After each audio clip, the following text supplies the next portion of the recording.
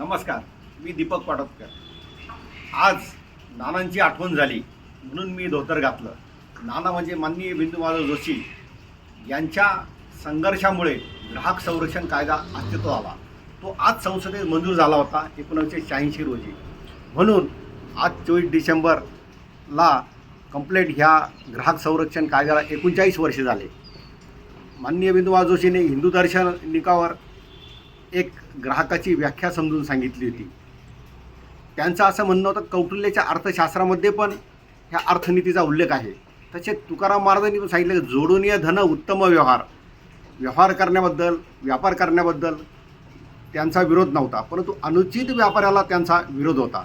म्हणून नानांनी बनवलेली अशी व्याख्या आहे का व्यष्टी, समष्टी, सृष्टी आणि परमेष्टी ह्या चारही गुणांचा समतोल साधून जो मन, बुद्धी, आत्म्याने विषयाचे ग्रहण करतो तो ग्राहक